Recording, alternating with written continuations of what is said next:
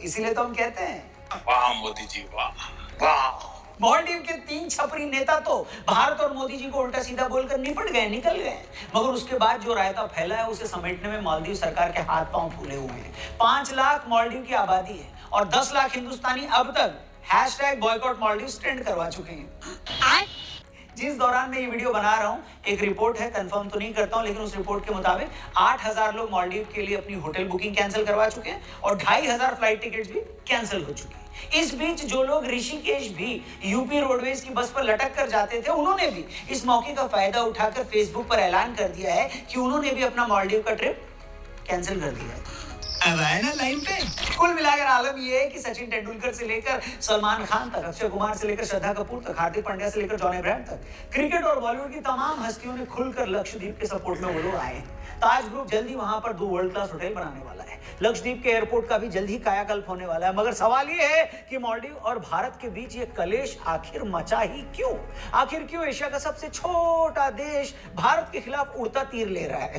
क्या मोदी जी का लक्षद्वीप जाना सिर्फ इत्तेफाक था? और सबसे बड़ी बात, हमने क्यों अपने थंबनेल में लिखा है कि एहसान फरामोश मालदीव? तो आइए आज के इस वीडियो में हम इन सारे मुद्दों पर बात करें। मगर उससे पहले मैं आप सबसे विनती करूंगा कि इस वीडियो को ध्यान से देखिए, एंड तक पूरा देखिए, क्योंकि हम इस वीडियो में कुछ ऐसी बातें आपको बताने वाले हैं जो शायद आप नहीं जानते होंगे। हम क्या, शायद मालदीव के लोग भी न जानते हो। तो आइए शुरू करते हैं। वीडियो पसंद आए तो प्लीज इसे दबा के अपने दोस्तों, यारों, रिश्तेदारों से शेयर जरूर करिएगा। नमस्ते एंड वेलकम। दोस्तों, इससे पहले कि हम आपको यह समझाएं कि हम मालदीव को एहसान फरामोश क्यों कह रहे हैं, उससे पहले आपको थोड़ा सा बैकग्राउंडर दे देते हैं। हुआ ये कि आज से तकरीबन 2 महीने पहले 17 नवंबर 2023 को मोहम्मद मोइजू मालदीव के 8वें राष्ट्रपति बने। मोइजू की पीपल नेशनल कांग्रेस ने अपना पूरा इलेक्शन भारत विरोध सेंटीमेंट पर लड़ा था। मालदीव और भारत के रिश्ते हमेशा से बड़े अच्छे रहे। मालदीव के पिछले राष्ट्रपति इब्राहिम मोहम्मद साली भी भारत के सपोर्टर थे। मगर मोइजू की पीपल नेशनल कांग्रेस पिछले काफी टाइम से मालदीव में भारत के खिलाफ माहौल बना रही थी। मोइजू ने अपने इलेक्शन कैंपेन तक में यह बोला था कि अगर वो प्रेसिडेंट बने तो मालदीव में मौजूद भारतीय सैनिकों को देश से बाहर निकाल देंगे।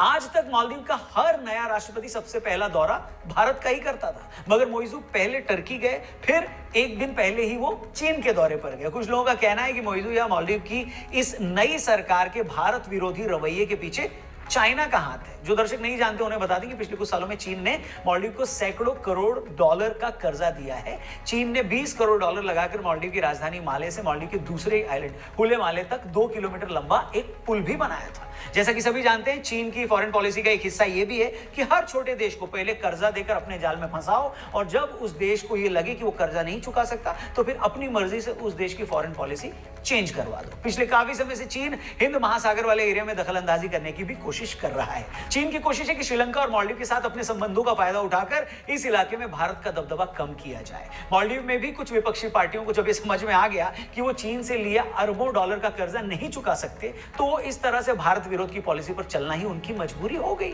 मालदीव के मौजूदा राष्ट्रपति मोइजू और इन्हीं की पार्टी के पूर्व नेता अब्दुल्ला यामीन, जिन्हें भ्रष्टाचार के मामले में दोषी साबित होने पर 11 साल की सजा मिली थी, वो भी भारत के खिलाफ इसी तरह का जहर उगलते रहे हैं। इसलिए राष्ट्रपति बनने के बाद मोइजू का भारतीय फौज को मालदीव से जाने के लिए कहना, फिर अपनी पहली ऑफिशियल विजिट पर भारत न आकर चाइना चले जाना, उनकी सरकार के 3-3 मंत्रियों का खुलेआम ट्विटर पर भारतीय प्रधानमंत्री को गाली देना, उनकी इसी जहरीली सोच का नतीजा है।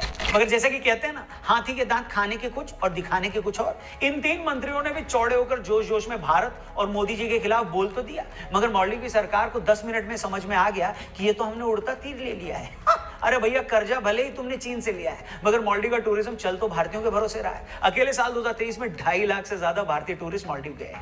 हर साल मालदीव आने वाले टूरिस्टों में सबसे ज्यादा टूरिस्ट भी भारतीय ही होते हैं। यहां तक कि मालदीव देश भी भारत से गए डॉक्टरों और टीचर्स के भरोसे चल रहा है। वहां पर भारत की मदद से करोड़ों डॉलर की योजनाएं चल रही है। भारत सरकार ने 2 साल पहले मालदीव के 61 द्वीपों के लिए फिटनेस इक्विपमेंट भी दिए। कोविड के टाइम पर जब टूरिज्म बंद हो गया तो मालदीव के बुरे हालात थे, तब भारत ने 25 करोड़ डॉलर की उनको मदद की थी। और तो छोड़ो, अभी 5 जनवरी को ही वहां के एक प्लांट में आग लगने से पूरे देश में पीने के पानी का संकट पैदा हो गया था, और अगले ही दिन भारत सरकार ने वहां पानी पहुंचाया। मतलब आप सिर्फ इस घटना से मालदीव की हैसियत का अंदाजा लगाइए।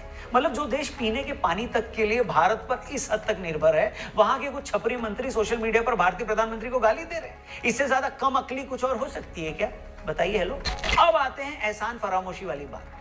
ये मोइजू और उनके छपरी मंत्री जो आज भारत को गाली दे रहे हैं, क्या उन्हें नहीं पता कि अगर भारत ना होता तो मालदीव में लोकतंत्र ही ना होता और न ही वहां के नेता बचते? ये भारत ही था जिसने मालदीव देश को एक नहीं कई बार बचाया। तो भाई कहानी यह है कि दक्षिण एशिया के कई देशों की तरह मालदीव पर भी कई सालों तक अंग्रेजों का राज था। साल 1965 में जाकर मालदीव अंग्रेजी हुकूमत से आजाद हुआ। साल 1978 में चुनाव के बाद अब्दुल गयूम इब्राहिम नासिर को हटाकर वहां के दूसरे राष्ट्रपति बने और फिर अगले 30 सालों तक वो मालदीव के राष्ट्रपति बने रहे। अब कहानी सुनिए। हुआ ये कि 78 में अब्दुल गयूम के मालदीव का राष्ट्रपति बनने के बाद अगले 10 सालों तक उनके तख्ता पलट की 3 बार कोशिशें की गई। पहले 1980 में, फिर 1983 में और फिर तीसरी और सबसे दमदार कोशिश हुई 1988 में। तारीख थी 3 नवंबर 1988। मालदीव के राष्ट्रपति अब्दुल गयूम भारत आने वाले थे। उस वक्त भारत और मालदीव के रिश्ते बड़े अच्छे थे, इतने अच्छे कि अब्दुल गयूम को मालदीव से भारत लाने के लिए भारत सरकार ने अपना विशेष विमान मालदीव भेजा था। मालदीव के एक बिजनेसमैन थे अब्दुल्ला लतीफी। ये उस वक्त मालदीव में तख्ता पलट करके गयूम को उनके पद से हटाना चाहते थे।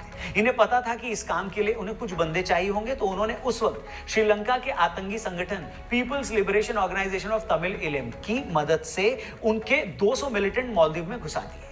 ये लोग बस इस इंतजार में बैठे थे कि इधर गयूम भारत जाएं और वो लोग पीछे से राष्ट्रपति भवन पर कब्जा करें। तो हुआ ये कि जिस दिन गयूम को भारत जाना था, तभी भारत सरकार ने संदेश भिजवाया कि आज हमारे प्रधानमंत्री को किसी काम से कहीं जाना पड़ रहा है, आप कल आ जाइए। जिसके बाद गयूम वापस राष्ट्रपति भवन आ गए। मगर अब्दुल्ला लतीफी के आतंकियों ने कब्जा करने का अपना प्लान नहीं बदला और मालदीव के रेडियो स्टेशन, टीवी स्टेशन, वहां की सरकारी बिल्डिंगों और एयरपोर्ट पर कब्जा कर लिया। दोस्तों, क्या आपको ये लगता है कि मैं अगर क्लाइंट की हर बात मानता रहूंगा तो वो खुश रहेगा, उससे रिलेशनशिप में। और मालदीव के रेडियो स्टेशन, टीवी स्टेशन, वहां की सरकारी बिल्डिंगों और एयरपोर्ट पर कब्जा कर लिया। राष्ट्रपति को अपनी जान बचाकर एक सेफ हाउस में छिपना पड़ा। ये वो वक्त था जब मालदीव की सरकार ने श्रीलंका, पाकिस्तान और सिंगापुर से मदद मांगी, मगर सबने अपने हाथ खड़े कर दिए। अमेरिका मदद कर सकता था, मगर अमेरिकी समुद्री जहाज मालदीव से बहुत दूर था। उस वक्त जब मालदीव ने ब्रिटेन से मदद मांगी तो ब्रिटेन ने कहा कि आप भारत से बात करें। मतलब ऐसे वक्त में जब पूरी दुनिया ने मालदीव की मदद करने से पीछे हट गई, पूरी दुनिया, उन्होंने हाथ खड़े कर दिए, उस वक्त मालदीव की सरकार ने भारत से मदद मांगी। और आपको जानकर हैरानी होगी कि मालदीव से मदद मांगने के सिर्फ 10 घंटे के अंदर भारत के पैरा कमांडोज मालदीव पहुंच चुके थे। भारतीय फौज ने पता लगाया कि मालदीव के एक आइलैंड पर अभी कोई नहीं है, तो चंद ही घंटों में भारतीय वायुसेना ने अपने पैरा कमांडोज को वहां पर लैंड करवाया। उसके बाद इन लोगों ने माले पर धावा बोला। भारतीय कमांडोज के वहां पहुंचते ही सारे आतंकी पहली फुर्सत में वहां से भागने लगे। कईयों को पकड़ लिया गया, कुछ ने सरेंडर कर दिया, कुछ का एनकाउंटर करना पड़ा। इसके बाद अब्दुल गयूम को सेफ हाउस से बाहर निकाला गया और भारत सरकार ने मालदीव देश को विद्रोहियों के कब्जे में जाने से बचा लिया। वो 1988 का साल था। भारतीय सेना की उस ऑपरेशन को ऑपरेशन कैक्टस के नाम से जाना जाता है। इंटरनेट पे मिलेगा, आप पढ़ लीजिएगा। गयूम इसके बाद 20 साल तक मालदीव के राष्ट्रपति रहे। गयूम और उनके बाद के हर राष्ट्रपति ने हमेशा इस बात को याद रखा कि सिर्फ भारतीय आर्मी की, हमारी सेना की मदद की वजह से ही उनका देश बचा रहा। और ऐसा नहीं कि आज मालदीव में ये बात लोग नहीं समझते या नहीं मानते। अगर मालदीव के कुछ नेताओं की बेवकूफियों को साइड कर दिया जाए तो आज वहां के बहुत सारे सांसद, वहां का मीडिया और बुद्धिजीवी वर्ग भी इस बात को मानता है और समझता है कि मालदीव के लिए भारत के क्या मायने हैं। That India has always been the first responders for whenever we are in need.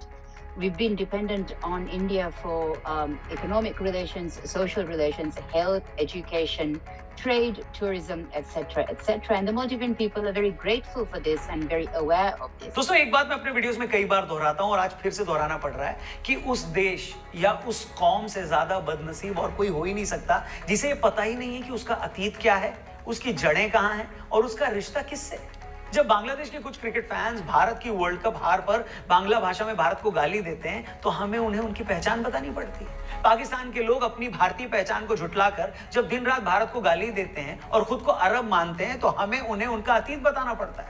और मालदीव के कुछ कट्टर इस्लामिक नेता जो आज भारत को गाली दे रहे हैं तो हमें भी उन्हें बताना पड़ रहा है फिर से कि भैया अपना थोड़ा सा अतीत जान लो कि कहां से बचे हो, किसने बचाया है। मालदीव का 1000 सालों का बौद्ध इतिहास और उससे पहले का हिंदू इतिहास छोड़िए भैया, मालदीव शब्द तो खुद संस्कृत भाषा के माला और द्वीप से बना हुआ है, जिसका मतलब होता है द्वीपों की माला, यानी गार्लैंड ऑफ आइलैंड्स। और ये मैं या कोई और भारतीय नहीं बल्कि कोलंबी कॉलेज में इकोनॉमिक्स के प्रोफेसर है जॉन हॉगनडॉन ने कहा है कि मालदीव शब्द संस्कृत के माला द्वीप शब्द से बना है, जिसका मतलब होता है गार्लैंड ऑफ आइलैंड्स, और वैदिक समय से इसका यही नाम है। और छोड़िए, मालदीव के लोगों को धीवेइन कहा जाता है जो कि धीब या दीब से बना है और ये दीब भी संस्कृत के द्वीप से निकला है। और एक आखिरी सच, 17वीं शताब्दी में छपी किताब अल्लामा शिहाब अल दीन के मुताबिक मालदीव क्षेत्र में आकर बसने वाले लोग पहले भारत के कालीबंगा से थे और बहुत से इतिहासकार भी ये मानते हैं कि मालदीव में बसने वाला पहला शख्स भारत के गुजरात से था। तो भाई लोगों, ये है मालदीव की असली पहचान, जिसका नाम भी भारतीय भाषा से निकला है, जिसके पूर्वज भी भारतीय थे, जिसका हजारों सालों का अतीत भी बौद्ध और हिंदू धर्म का रहा है। इस मालदीव के कुछ नासमझ लोग अपनी अज्ञानता और कट्टर सोच की वजह से इस हजारों सालों के संबंध और पहचान को कलंकित कर रहे नहीं। और जैसे कि मैंने कहा, ये समस्या सिर्फ मालदीव की नहीं है, यही प्रॉब्लम बांग्लादेश की भी है, पाकिस्तान की भी है। एक तरफ दुनिया आज भारतीय संस्कृति और परंपरा की दीवानी हो रही है और जो लोग सच में इस परंपरा से आते हैं वो ही अपनी अज्ञानता और मजहबी कट्टरता की वजह से इसके सबसे बड़े दुश्मन बन बैठे। और जैसे कि कहते हैं, कोई भी इंसान तब तक ये तय नहीं कर सकता कि उसे जाना कहां है जब तक उसे ये ना पता हो कि वो आया कहां से है। शायद इसके बाद और कुछ कहने की जरूरत नहीं है। और हाँ, एक आखिरी बात, जिस मालदीव और लक्षद्वीप की आज तुलना हो रही है, उस लक्षद्वीप का नाम भी संस्कृत के लक्सा और द्वीप शब्द से बना है, जिसका मतलब होता है 100,000 आइलैंड। मतलब मालदीव और लक्षद्वीप भले अलग अलग हो, मगर दोनों के नाम का जन्म संस्कृत भाषा से ही हुआ है। उम्मीद करते हैं इस सब्जेक्ट पर बनाई हमारी ये वीडियो आपको अच्छी लगी हो, पसंद आई हो तो प्लीज इसे और भी लोगों तक पहुंचाइएगा।